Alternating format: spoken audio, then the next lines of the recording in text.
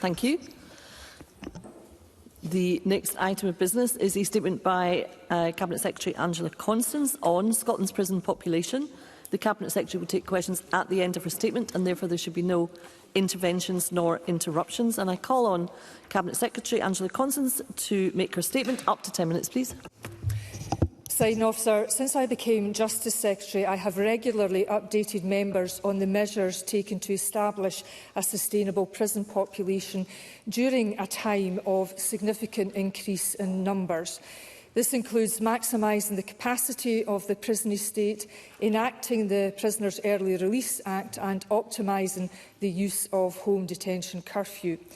We have also built on our commitment to increasing the availability of community justice interventions, backed by an additional investment of £25 million to £159 million this year, reflecting the evidence that alternatives to custody can, where appropriate, be more effective in reducing re-offending.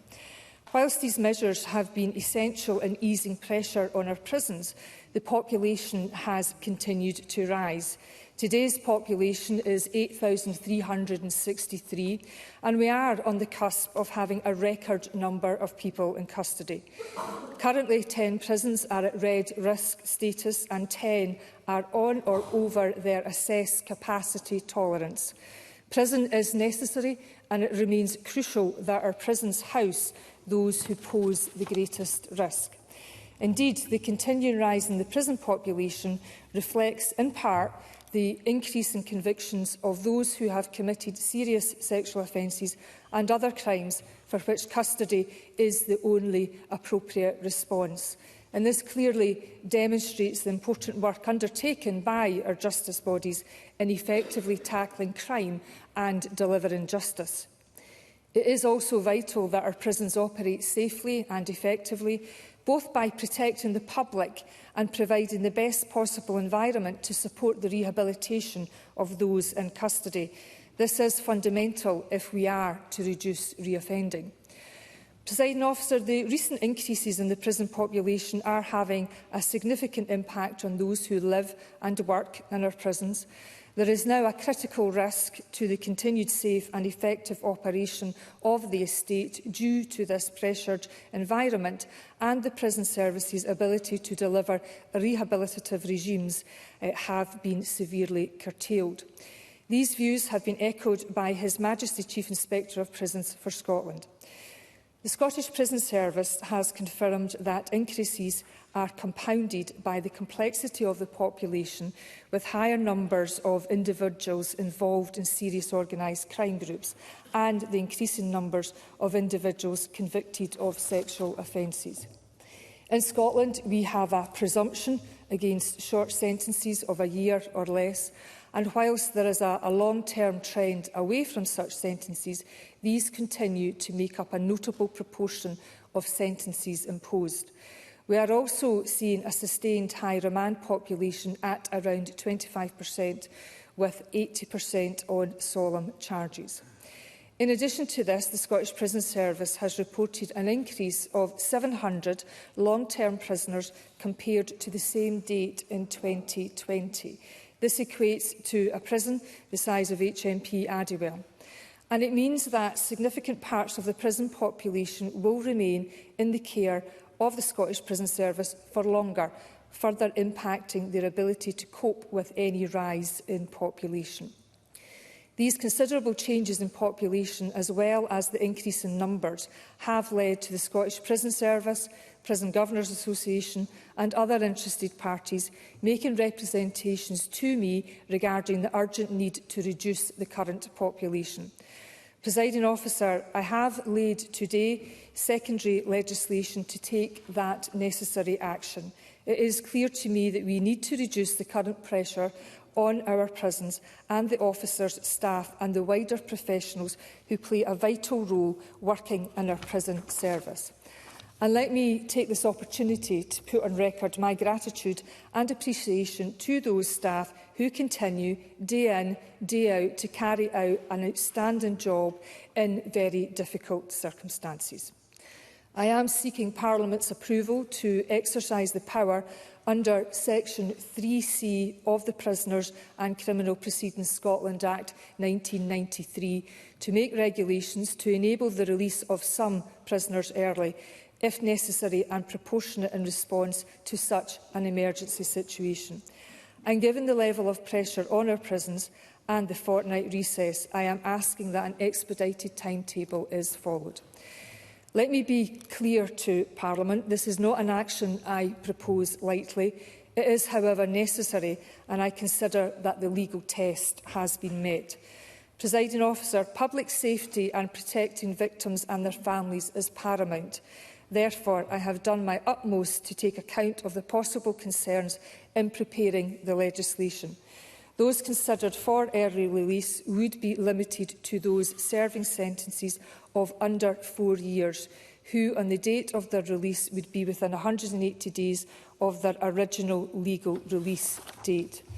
Such releases under this scheme would also be subject to a veto that can be applied by the Governor in charge where they consider that a prisoner poses an immediate risk of harm to an identified person or group.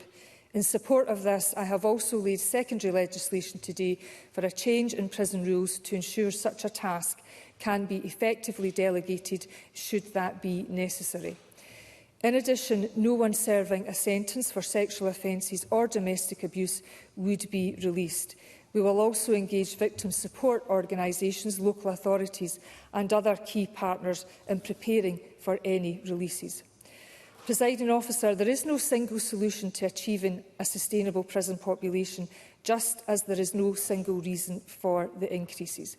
That is why we are continuing to take forward a range of measures, some of which I outlined at the start.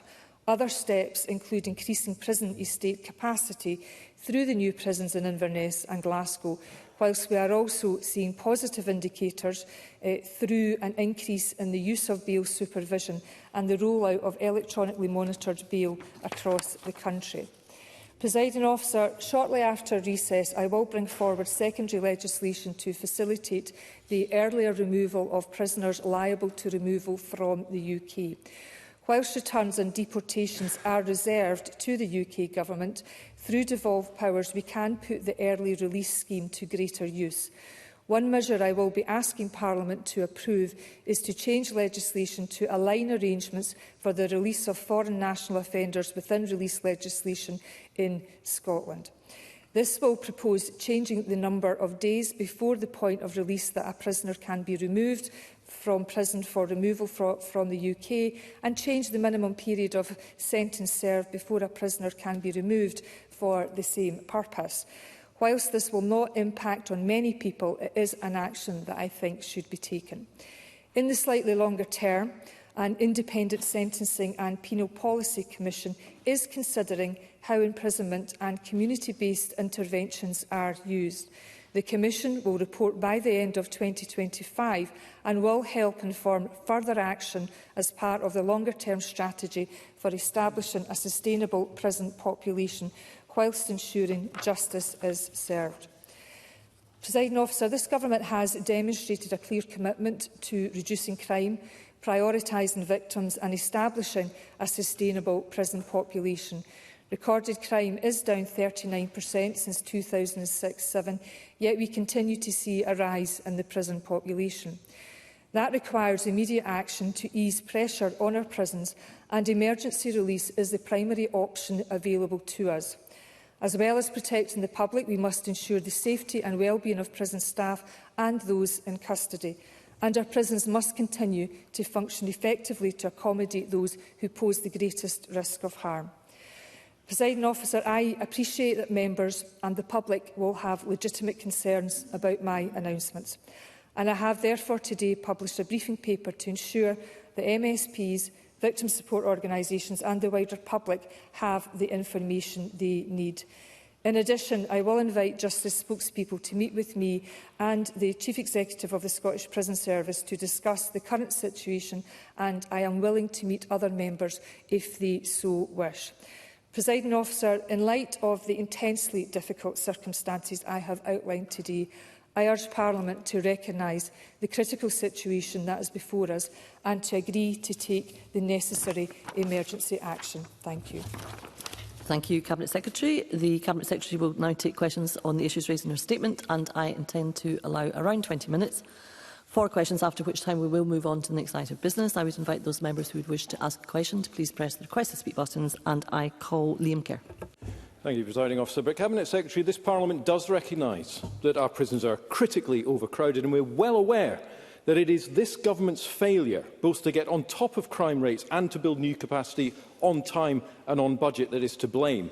Twice before, I have stood right here and flagged that without any strategic planning, any concrete solutions to the overcrowding, any meaningful work with third sector partners, emergency release is little more than a knee-jerk, panicked response to a situation entirely of this government's own making, which potentially endangers the Scottish public and wouldn't work. The Cabinet Secretary didn't agree, saying early release, quote, will bring about a sustained reduction in the prison population. Well, the population now is higher than it was before. And this government's own projections show our prisons will be dangerously over capacity, holding over 8,500 prisoners by 2026. So, Cabinet Secretary, how many prisoners will get out of jail this time and be back on Scotland's streets under the latest scheme? And what strategic planning and genuine actions have been put in place since the last opening of the gates, which mean we won't be in this situation in early 2026? And secondly, evidence shows that many of those released early are not ready for it and rapidly find themselves back in the justice system. So what has the Cabinet Secretary done since the last early release schemes to ensure we're not setting people up to fail and putting the public at risk whilst doing it? Cabinet Secretary. Well, of course, Presiding Officer, it is often the Conservatives with their rhetoric that seem determined to set people up to fail. And let me assure Mr Kerr and indeed this Parliament that there is a plan. There is a plan of continued action. Mr Kerr can call that a strategic plan if he wishes. And if I could remind him that I have increased investment to increase capacity in community justice services. That is often opposed by the soft-touch rhetoric of Conservatives. I have taken efforts and will continue to take efforts to maximise the estate. And of course, Conservatives, amongst others, voted against the Children Care and Justice Plan, which removed children from our estate and freed up more spaces for adults. And of course, there is the new build for HMP Highland and HMP Glasgow. And of course, all the Conservatives can do is complain about the cost of that. And then there's the new bail test, which has come into operation this year. Again, the Conservatives opposed. Again, opposed expansion of home detention curfew. And, of course, they seem to be of the view that doing nothing is an option. Well, doing nothing is not an option right now, or indeed in the future. And it would be a welcome change if we could hear from the Conservatives what they are for as opposed to what they are against, and whether they right now will stand with our prison service and our communities and do what is required to ensure that people, when they leave prison, return to their communities rehabilitated and in a fit state to lead a different life. And he should not confuse my words, because I have never said early release is a permanent fix. I have always, for the record, said it provides short-term relief. In terms of the prisoner bill, the primary legislation that was passed this year, that does reduce the population by around 5% from what it would otherwise be. And in terms of the numbers, Presiding Officer, I would anticipate in the first 3 tranches around 470 risk-assessed prisoners to be released, and thereafter on a monthly basis at the end of January, February, March, April to be around 100 prisoners that are released each month thereafter. Thank you. I call Polly McNeill. Here we are again with the same failed scheme to release prisoners early. We were asked to agree only in March this year, with the same flaws and the same risks, and there were risks. Notwithstanding the professionalism of staff and management in the Scottish prison system, Prison system is in meltdown. Remand is still through the roof. There's a lot of progression internally within the prison system, and there's now only one open prison. Victims will be deeply disappointed that we're here again. And the question is, will we be back here in another 6 months? And I think that's a legitimate question for opposition parties to ask. I have 2 questions further to that. What discussions has the Cabinet Secretary had with the Government about the release of foreign criminals who may require to be deported on release? It may not be a simple matter depending on the country that they're returning to. And lastly, the Cabinet Secretary has said that there's increased capacity, and there will be. So the new HMP Glasgow won't be built until 2028, over budget and overdue. It will have 1,344 prisoners. But I ask what the target operating capacity will be. Will it be the same as it is now? Because if so, I am concerned that will become an extremely large prison population if we use the same modelling as we do in Berlin just now, with a capacity of 900 and prisoners of 1,300. Cabinet Secretary. Presiding Officer, it's really important that Justice spokespeople do not confuse the Prisoners' Bill that was passed earlier this year with the earlier emergency release that was implemented last July.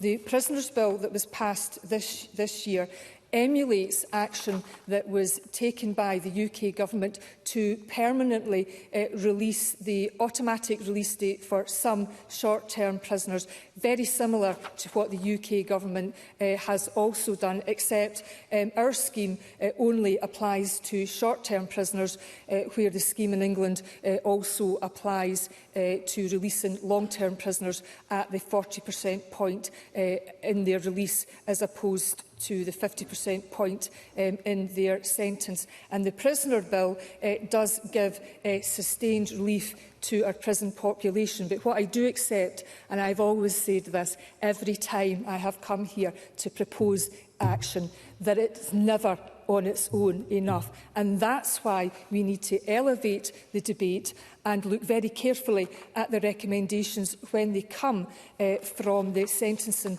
and Penal Commission, because the levers we have are fairly straightforward. The levers we have are around alternatives to remand, alternatives to custody, and the balance between the time that convicted prisoners spend in custody versus the time they spend under strict licence control.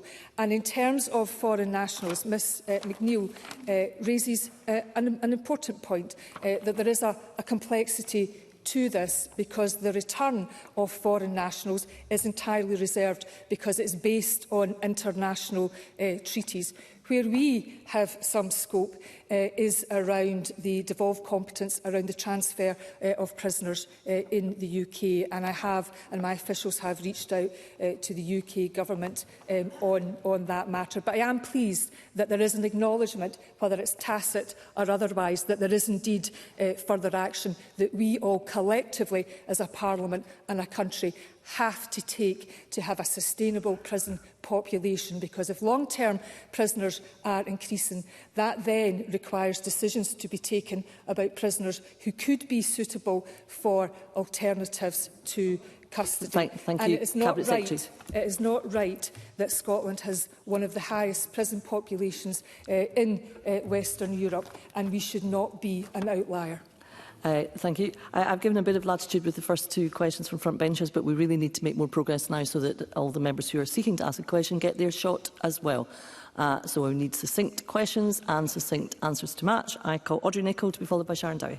Thank you, Presiding Officer. I note the Cabinet Secretary's comments in her statement regarding the increase in the numbers of long-term prisoners. I think she mentioned the figure of 700.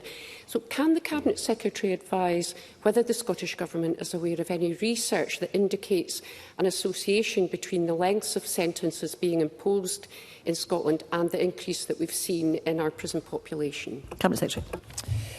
Presiding Officer, Scottish Government information and data shows a growing number and proportion of the prison population that they are serving longer sentences, and in the decade up to 2022-23 the average length of custodial sentences has increased by 31%. And I also said in my statement that the increase in long-term prisoners compared to 5 years ago is 700.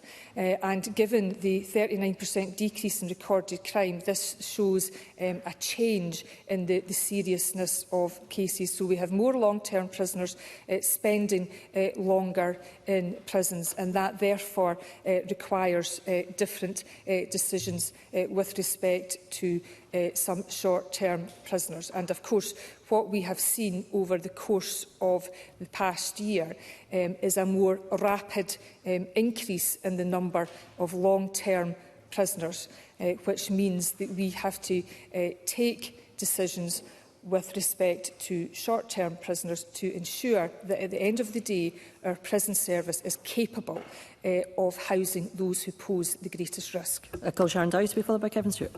Thank you, Presiding Officer.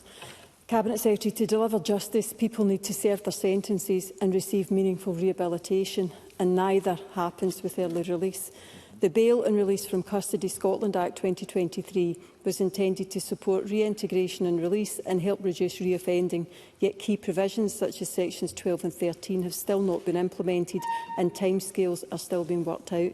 Given the pressures of prison overcrowding, when will clear implementation plans be set out, and what engagement has the Government had with justice agencies to overcome any delays? Cabinet Secretary.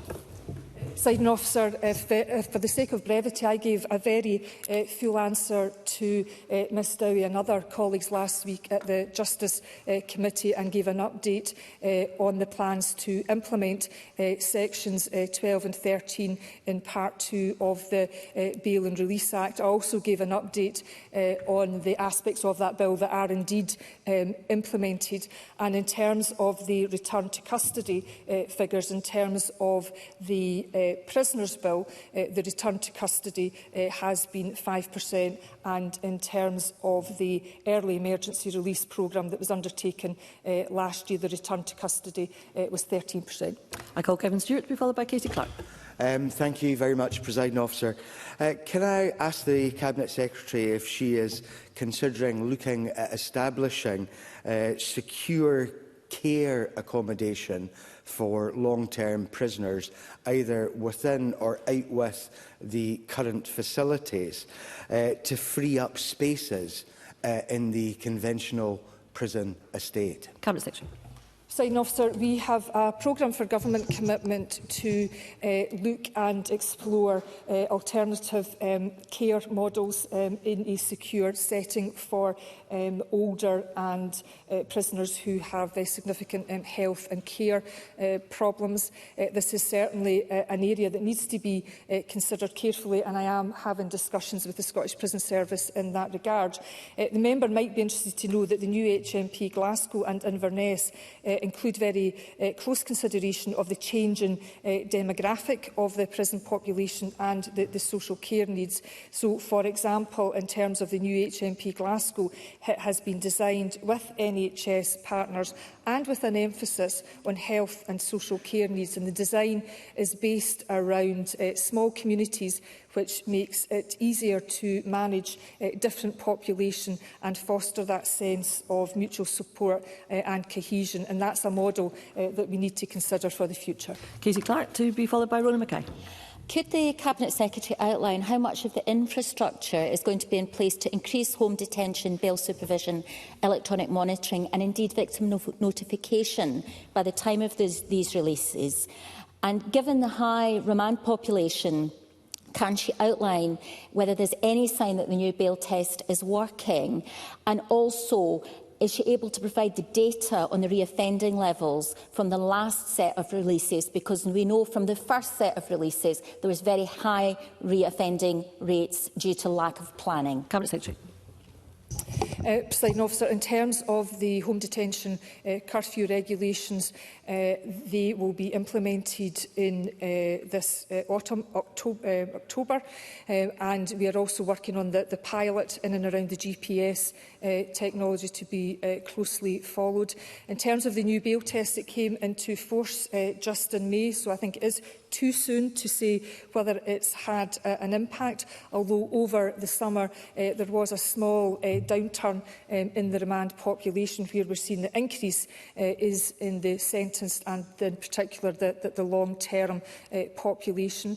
We are, of course, putting additional investment into Upside, which is providing support for the first time to both remand and short-term prisoners, men and women, who are leaving custody. And the Scottish Prison Service published return to custody rates, both for the Prisoners Bill and also the early emergency release, which I referred to earlier, which were 13% return to custody rate for the early emergency release, 5% which accounted to 17 individuals were returned to custody for the STP 40 programme, and that is actually speaks to the strength of release planning that has taken place, with a very sharp focus on the needs of short-term prisoners. And I make another plea for succinct questions and succinct answers. I call Rona Mackay to be followed by Maggie Chapman. Thank you, Presiding Officer. The UK Labour Government expects to significantly reduce their high prison population through measures in their sentencing bill, which includes changing bail provisions, suspending sentences of under a year and reducing the release points for prisoners to 33%. Given that around 600 prisoners a year are still given sentences of less than a year despite presumption against, and a change to 40% release for some, has the Cabinet Secretary considered the introduction of similar measures? Cabinet Secretary.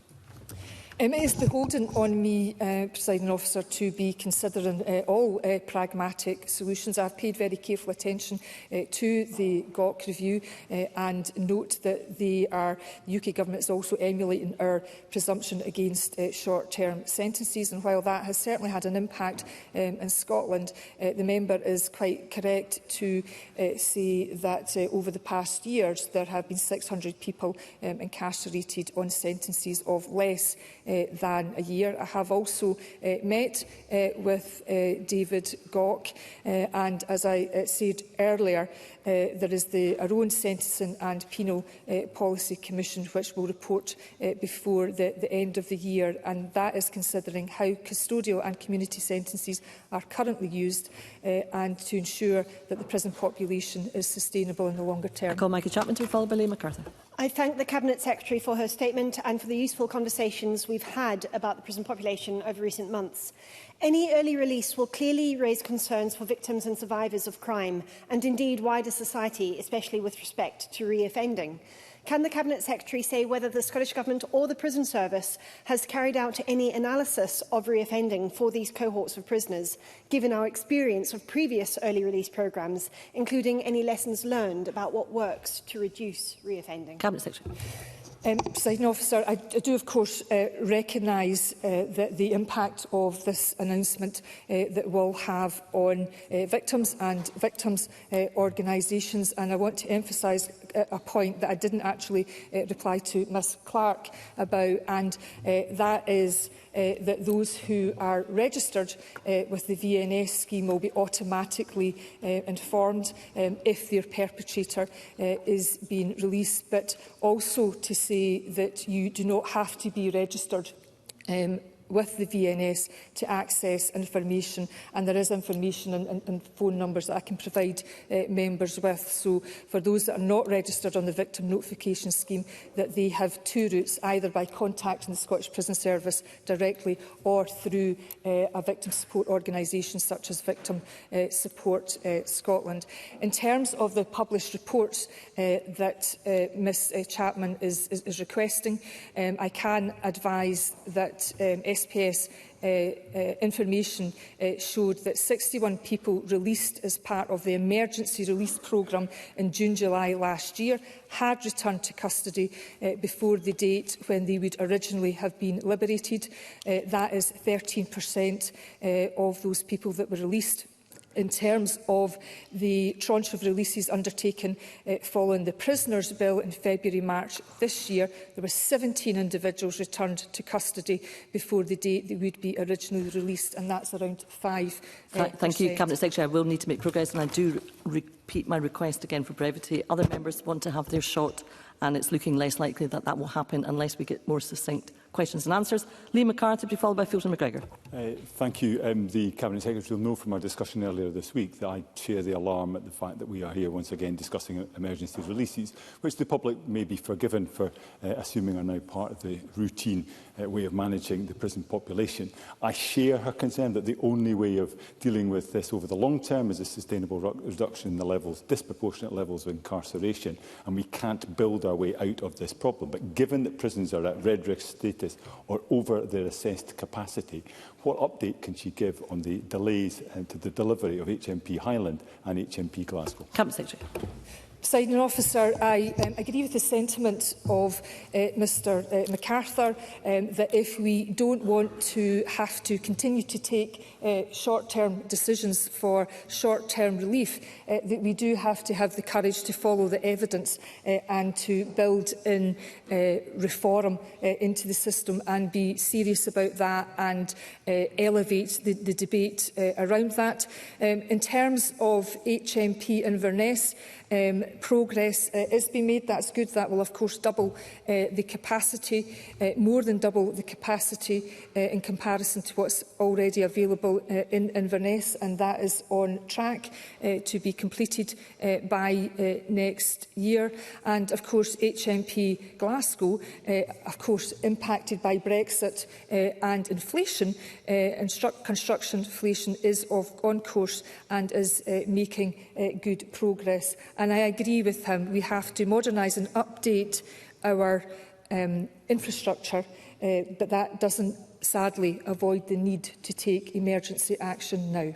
I call Fulton McGregor to be followed by Brian Whistle. Thank you, Presiding Officer. With an increasing prison population, there is an increasing cost to the public purse, both in extending the estate, but also particularly in resourcing through staff due to the employer's national insurance hike and rising food and energy costs.